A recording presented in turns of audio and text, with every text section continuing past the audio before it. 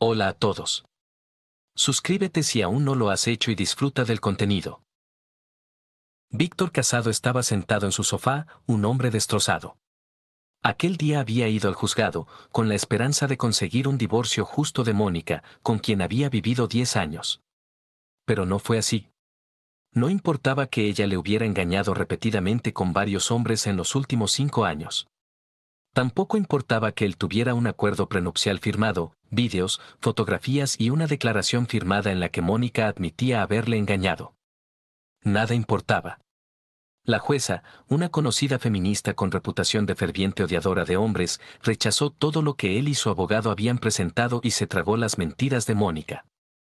Aunque ella lo engañó, ella afirmaba que Víctor la había engañado con varias mujeres. Pero todo lo que dijo era mentira. La jueza incluso tuvo en cuenta las supuestas fotografías presentadas por Mónica y su abogado, que también resultó ser su actual amante. Ella rechazó inmediatamente las pruebas irrefutables de que las fotos eran falsas. Así que la jueza le dio todo a Mónica. La casa que tanto le había costado renovar a lo largo de los años era ahora suya. No importaba que sus padres se la hubieran cedido en su testamento antes de casarse. La jueza ni siquiera le permitió quedarse con los muebles, la mayoría de los cuales eran reliquias familiares que habían pasado de generación en generación en su familia. La jueza también le ordenó pagar a Mónica el 40% de sus ingresos, a pesar de que ella ganaba mucho más que él. Le dio a Mónica la mitad de su pensión y el 70% de todos sus bienes comunes, y le ordenó que siguiera pagando el flamante coche deportivo de ella. Todos sus bienes han sido congelados y seguirán congelados hasta que pueda demostrar que no estaba en casa. Gastó todo el dinero que había conseguido ocultar en los últimos meses y se vio obligado a pedir dinero prestado a sus amigos íntimos.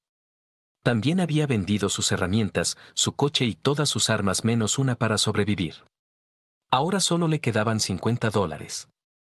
$50 serían suficientes para otros 30 días, el tiempo que la jueza le dio para evacuar y limpiar el lugar. Estaba clínicamente deprimido, hambriento y temblando de desnutrición. Su abogado se opuso a esta orden, pero la jueza denegó su petición. Señoría, esta orden va mucho más allá de la normativa estatal y mi cliente ni siquiera ha podido comer correctamente durante un mes, dijo. No solo es indignante, es ilegal. Para empezar, la propiedad era de mi cliente mucho antes de casarse y no se considera propiedad pública. Cállese, ordenó la jueza. Esto es una recomendación, nada más. Esta es mi sala y mi palabra es ley.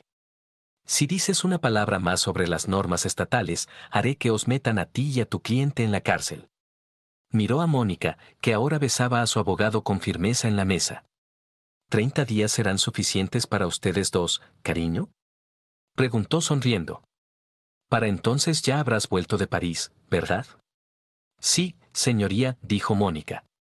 Deberíamos estar de vuelta para entonces. De acuerdo, dijo la jueza. La reunión está cerrada.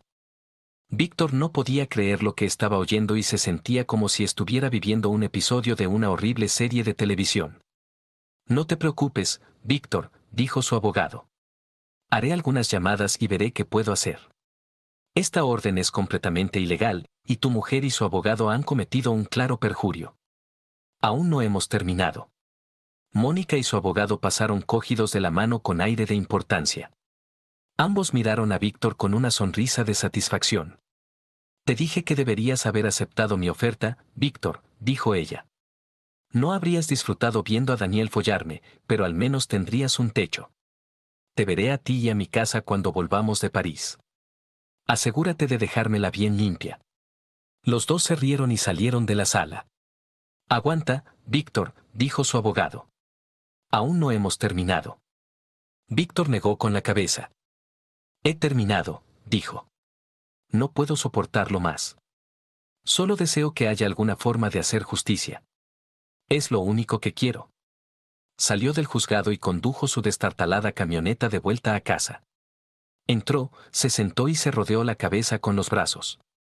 Había amado a Mónica con todo su corazón durante 10 años. ¿Cómo ha podido hacerme esto? Pensó. Por favor, susurró en la habitación entre lágrimas. Ayudadme. Por favor, que alguien me ayude a conseguir justicia. pero no oyó respuesta a su súplica. Encendió la televisión para distraerse del opresivo silencio de la casa. Vio que emitían una serie de televisión sobre lo paranormal. ¡Qué ironía!, pensó. Entró en su despacho y miró el extraño retrato de la pared. Era algo que había tenido su abuelo y que había pasado primero a su padre y luego a él. Era un óleo de la antigua diosa de la justicia sosteniendo una espada de doble filo y aplastando una serpiente bajo sus pies. Debajo de ella había otros personajes, todos los cuales parecían estar sufriendo algún tipo de castigo ancestral. No tenía ni idea de quién lo había pintado, ni comprendía todo el simbolismo. Lo único que sabía era que su abuelo lo había guardado como un tesoro. Cogió la única pistola que le quedaba. Era una 38, y le quedaba una bala. Eso era todo lo que necesitaría. Al diablo con Mónica. Al diablo con la jueza. Al diablo con todos. Se acercó a la nevera y cogió su última cerveza, dejando la gran caja blanca completamente vacía. Volvió lentamente al sofá, se sentó y abrió la lata. Bebió un buen sorbo y dejó la lata sobre la mesita. Cogió la pistola y la examinó. Así es como acaba todo, pensó. Después de 10 años de duro trabajo y un matrimonio en el que hizo todo lo que pudo para hacer feliz a su mujer, así es como termina. Fue fiel a sí mismo, se aferró a su trabajo, le compró a su mujer todo lo que quería, aunque tuviera que recortar gastos. Y así se lo agradecieron. Respiró hondo por última vez y miró la habitación por última vez. Se metió el cañón en la boca, elevó una última plegaria de esperanza y apretó el gatillo. Mónica, mientras tanto, estaba de rodillas, desnuda y acariciando a Daniel Rowe. No solo era su amante y jefe en el bufete de abogados donde trabajaba. También era su abogado y co-conspirador. Habían estado planeando esto durante meses. Sí, ella quería la casa que los padres de Víctor le habían dado en su testamento, pero quería más, mucho más. La casa estaba situada en 60 acres de tierra de primera calidad que, según la empresa topográfica, podría producir suficiente petróleo para proporcionarles, y ahora a ella, una muy buena fortuna para el resto de su vida. La casa en sí era valiosa como monumento histórico, y algunos de los muebles y obras de arte antiguos le reportarían una cantidad considerable de dinero, pero a ella no le importaba. Lo único que ella quería eran los royalties de la producción de petróleo en unas tierras que habían pertenecido a la familia de Víctor durante más de 150 años. Víctor conocía la existencia del petróleo desde hacía años. Las petroleras llevaban mucho tiempo intentando arrendar parte de las tierras, pero la familia se negaba. Víctor estaba abierto a la idea de dejarles perforar, pero le preocupaba el posible impacto medioambiental de la perforación. Mónica no tenía esa preocupación. La promesa de toda una vida de riqueza superaba con creces cualquier preocupación medioambiental. Además, quería la libertad de hacer lo que quisiera y acostarse con quien quisiera. No le importaba que Víctor se pasara todas las horas libres trabajando en la vieja casa y, desde luego, no le importaban las reliquias familiares que había en el viejo edificio. Tampoco le importaban los cuidados jardines que cubrían la finca. ¿Qué más daba que generaciones de la familia de Víctor hubieran sido enterradas en estas tierras? Para cuando la petrolera terminara de perforar, el lugar parecería un rojizo paisaje marciano desprovisto de toda vida. Pero ella sería más rica que en sus sueños más salvajes. Con el dinero que obtendría de la petrolera, podría ir donde quisiera y hacer lo que quisiera. Y ahora quería dar las gracias a Daniel, que había hecho todo lo posible para tenderle una trampa a Víctor. Así es, Víctor era completamente inocente de todo lo que ella lo había acusado. De hecho, ella lo había acusado de todo lo que realmente había hecho. En verdad, Víctor era tan recto y leal como podría ser. Él nunca la engañaría, y ella lo sabía. Pero el ansia de dinero y sexo extramatrimonial la llevó a los extremos. En ese momento a ella realmente no le importaba si Víctor vivía o moría. Él había rechazado su idea de ser su cornudo voluntario, así que él tenía que pagar el precio. ¿Y qué si lo perdía todo? No tenía dinero y se moría de hambre. En los últimos 5 años, ella había pasado por un montón de abogados y jueces que habían rechazado sus caprichos hasta que conoció a Daniel. Para entonces, ya tenía a Daniel entre ceja y ceja, y él estaba dispuesto a hacer cualquier cosa por ella. Después de todo, se había convertido en desechable como Víctor. Pero ahora ella tomaría cualquier cosa que él le diera. Se tendió en la cama y le rogó a Daniel que la follara hasta dejarla sin sentido. Como un cachorro obediente, él obedeció. Él haría cualquier cosa que ella quisiera, solo para meterse entre sus piernas. Y que sí tenía que perjurar un poco para conseguir lo que quería, pensó. No le importaban las pruebas falsas contra Víctor, ni cuántas reglas tuviera que romper. Todo lo que tenía que hacer era llevarla a ella y a su marido ante la jueza Cruz, y sería libre. Tras su alboroto, Mónica y Daniel cargaron el coche y se fueron al aeropuerto. Cuando llegaran a París, iban a dar una vuelta en coche y pasar un buen rato juntos. Con el dinero de Víctor, por supuesto. De camino, pararon en una pequeña ciudad, un agujero en la pared llamado Karma, para echar gasolina y hacer sus necesidades. Un hombre obeso y calvo dejó de barrer el suelo el tiempo suficiente para coger su dinero. Los miró antes de hablar. «Vosotros no sois de por aquí, ¿verdad?», preguntó. «No, ¿por qué?», preguntó Daniel. «Si yo fuera tú, volvería a tu coche y me iría lo más lejos posible de aquí», dijo. «Lo que tú digas», dijo Daniel. Los dos recogieron sus bocadillos y volvieron al coche. A los pocos minutos de salir a la carretera, fueron detenidos por la policía y quedaron detenidos bajo la denominada Orden Especial número 1. Daniel se dio cuenta de que ni su teléfono móvil ni el de Mónica funcionaban. Intentó utilizar un teléfono de disco de pago, pero no entendió lo que la operadora quería decir con pago por llamada. Un ayudante del sheriff le acompañó de vuelta a su celda y le informó de que es el karma, lo que provocó vítores de vaya zorra por parte de otros ayudantes del sheriff. «Verás al juez por la mañana», le dijo el ayudante. La jueza Sarah Cruz se subió a su Lincoln Continental y condujo hasta su casa, pensando en el caso que había oído esta tarde. Sabía que Víctor Casado era completamente inocente de las acusaciones formuladas por su exmujer Mónica, y era muy consciente de las falsas acusaciones de su abogado. Pero, pensó, Víctor era una persona diferente y merecía que lo pusieran en su sitio. Su abogado tenía razón en que su orden iba más allá de lo que el Estado permitía, pero ella se imaginó que podía torcer la ley lo suficiente como para hacerle actuar. Al fin y al cabo, no era la primera vez que lo hacía. Tras divorciarse de su propio marido infiel hace varios años, se puso en contacto con ella una antigua estudiante de Derecho, Elvira Lara, que le presentó un plan para acabar de una vez por todas con los maridos infieles. Le gustaron las ideas de Elvira y participó en el programa, que más tarde se convirtió en una empresa llamada Marriage Mutual Insurance Society. No había tenido noticias de Elvira últimamente, pero más tarde se enteró de que las autoridades federales le habían disparado mientras se resistía a ser detenida. Así que Sara pasó desapercibida, sin decir nada sobre la sociedad, haciendo lo que podía por la causa desde el banquillo. Claro que se habían presentado varias denuncias contra ella en los 2 últimos años, pero ninguna había sobrevivido, gracias en gran parte a la influencia de Elvira en la judicatura del Estado. Pero esta vez estaba un poco preocupada. Pensó si había ido demasiado lejos. Esperaba que el dinero que había recibido de Mónica y la promesa del petróleo la ayudaran a sobrevivir si las cosas iban mal. Vio una señal que decía que estaba entrando en una ciudad llamada Karma, pero no le prestó atención. No conocía ningún asentamiento nuevo en la zona y siguió su camino. Hasta que vio unas luces intermitentes detrás de ella. Se detuvo a un lado de la carretera y bajó la ventanilla cuando un policía se acercó a la puerta del copiloto. La miró y le pidió que saliera del coche tras confirmar su identidad. «¿Qué he infringido, agente?», preguntó ella. «Pronto lo entenderás», le dijo mientras la esposaba y le leía el carné. Sara no estaba contenta. «¿Sabe quién soy, agente?», le preguntó. «Sí, señora. Por eso está detenida. Por favor, compórtese con calma».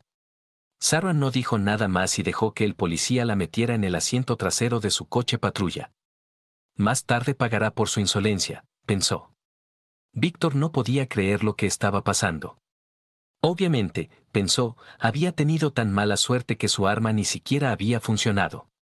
Apretó el gatillo, oyó como este daba en el blanco, pero la bala no llegó a dispararse. Se sacó la pistola de la boca y, al examinarla, comprobó que el gatillo había golpeado correctamente el cartucho. Dio una abolladura del percutor en la parte posterior del cartucho, pero este no llegó a dispararse. Pensó que el cartucho podía estar defectuoso y lo extrajo con cuidado del cilindro giratorio, mientras pensaba que podría dispararse en cualquier momento. Baja el arma, oyó que le decía una voz femenina incorpórea. Se sobresaltó. Miró a su alrededor, pero no vio a nadie. ¿También él se estaba volviendo loco? Miró al televisor y vio a una mujer con el pelo largo y suelto que le devolvía la mirada. Le resultaba familiar, pero no recordaba quién era. No pasa nada, Víctor, dijo ella. No lo necesitas. Por favor, devuélvelo. ¿Quién es usted? Preguntó Víctor. ¿Hablas en serio? Soy muy real. Piensa en mí como en un viejo amigo de la familia, dijo ella sonriendo. ¿Cómo has llegado hasta ahí? Quiero decir, ¿mi televisor? ¿Qué está pasando? Preguntó Víctor. Preguntaste por mí, dijo ella. Y estoy aquí, igual que estuve aquí hace años por tu abuelo. ¿Mi abuelo? Preguntó Víctor confundido. Sí, dijo la mujer. Cumplió mi petición y, como le prometí, ahora cuido de ti. La injusticia a la que te has enfrentado desaparecerá muy pronto. Mira. El rostro de la mujer se desdibujó y Víctor vio a tres personas muy confusas que eran conducidas a una gran sala. Los reconoció como su futura exmujer, Mónica, su abogado y la jueza que llevaba su caso. Estaban sentados en un extremo de una larga mesa con sillas, cada una de las cuales parecía estar ocupada por un jurado. En el otro extremo de la mesa había un púlpito en lo alto. Detrás del púlpito se abrió una puerta y todos los presentes se levantaron. Una mujer vestida con una larga bata entró por la puerta. Su larga melena rubia le caía por los hombros y sus ojos brillaban con intensidad. Se sentó detrás del púlpito y miró a los presentes. Su señoría, Adrestia Ranuncia, dijo una voz fuerte y estruendosa. El jurado se volvió e hizo una reverencia. Ella les indicó con un gesto que se sentaran. Exijo una explicación de lo que está pasando, dijo Sara. Silencio. Dijo Adrestia, y sus ojos destellaron fuego. No hablaréis hasta que se os dirija la palabra. ¿De qué se trata? Preguntó Daniel. Adrestia señaló a Daniel, con fuego en los ojos. Justicia. Y esta noche tendrás lo que te mereces. Continuó dirigiéndose a Daniel. Juraste defender la ley. No lo ha hecho. Degradaste tu honorable profesión por dinero y placeres sexuales y demostraste que no eres más que un gusano mentiroso, y por eso pagarás, dijo. De los ojos de Adrestia brotó fuego que envolvió a Daniel. El hombre brilló durante unos segundos y se convirtió en polvo. Sara y Mónica miraron horrorizadas el pequeño montón de cenizas en el suelo que solía ser Daniel. Adrestia se volvió hacia Sara. ¿Y tú, Sarah Cruz? Tú también juraste defender la ley y hacer justicia. Pero has olvidado el significado de la justicia. Miré dentro de tu mente. Sabías que lo que esos dos personas te dieron era mentira, pero lo tomaste como verdad. Ignoraste la ley y la justicia por tus propios deseos egoístas. Ignoraste deliberadamente la verdad para satisfacer tus propios prejuicios. Puede que sea juez por título, pero ha olvidado lo que significa ser juez, dijo. Dame una buena razón por la que no deberías unirte a tu cómplice. Sara parecía preocupada. Sabía que la mujer que tenía delante decía la verdad. Miró el montón de cenizas que había en el suelo a su lado antes de hablar. Por favor, su señoría, suplicó. Tenga piedad de mí. Tiene usted razón.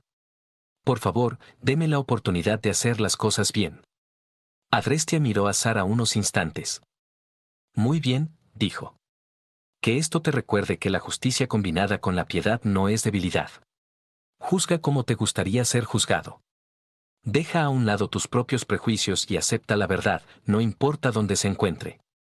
Te daré una oportunidad para hacer las cosas bien. Y a partir de ahora, te estaré vigilando. Créeme, no querrás volver a enfrentarte a mí. Adrestia blandió su espada y Sara desapareció de la habitación. Miró a Mónica, con lágrimas en los ojos.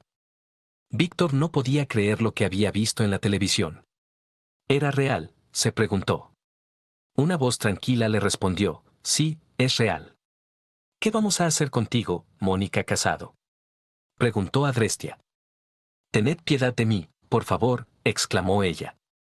¿Por qué debería tener piedad de ti, mujer? Preguntó Adrestia. Fuiste alguien que se propuso destruir a un hombre bueno, cariñoso y trabajador. ¿Y para qué? ¿Por dinero? ¿Por sexo? ¿Por poder? ¿Qué misericordia le mostraste a tu marido? Estabas dispuesta a robar lo que su familia había pasado generaciones construyendo.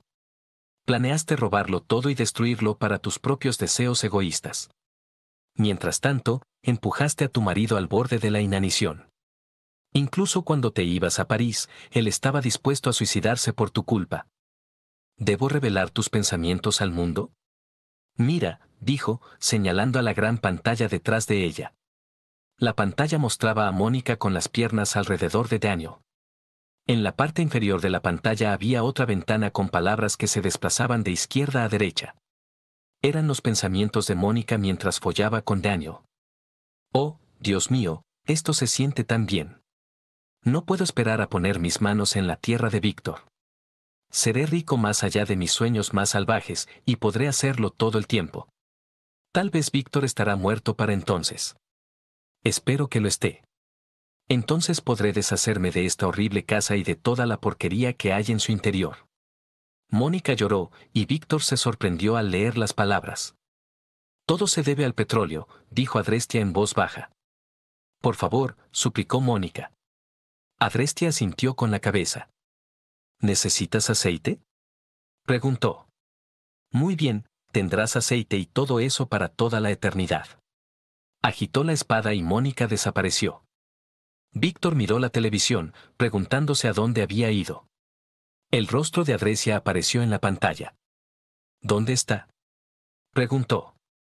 Adrestia sonrió. Ve a ver el retrato en el estudio del abuelo, dijo. Víctor entró en el estudio y miró el viejo retrato de la pared. Al principio no vio ninguna diferencia, así que miró más de cerca. Y entonces lo vio. A los pies de la mujer había una gran olla. Debajo ardía un fuego, y dentro había una mujer desnuda que gritaba de dolor.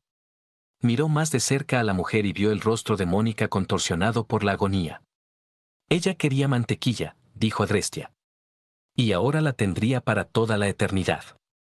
Mientras Víctor pensaba en lo que había dicho Adrestia, sonó su teléfono. «¿Hola?», dijo, contestando. Contestó la voz excitada de su abogado. «Víctor, no te lo vas a creer», dijo. «¿Qué?», preguntó Víctor. «La jueza Cruz ha cambiado su decisión. Hoy ha cambiado completamente su decisión y te ha concedido el divorcio. También ha levantado la congelación de tus bienes y te va a enviar una carta personal de disculpa». «¿Te lo puedes creer?». «Nunca la había visto hacer algo así», dijo. «¿Quieres decir que?», empezó Víctor, mirando a Adrestia. «Sí, Víctor, se acabó. Has ganado, amigo mío. No sé qué ha pasado para que cambie de opinión, pero has ganado», dijo. «Gracias», dijo Víctor llorando. Colgó el teléfono y lloró lágrimas ardientes. Por fin, pensó, se acabó. Miró a Adrestia. Ella sonrió y él sintió que le tocaba la cara. El dolor desapareció al instante. «Recuerda», dijo ella. «Siempre estaré contigo». «Por favor», dijo Víctor. «Dijiste que eras una vieja amiga de la familia». «¿Cómo?», empezó él. «Tu abuelo vino a pedirme ayuda hace años, cuando los varones del petróleo intentaron robarle sus tierras. Luchó como tú hasta que casi lo matan. Pidió justicia y entonces intervine yo. Cumplió la promesa que me hizo y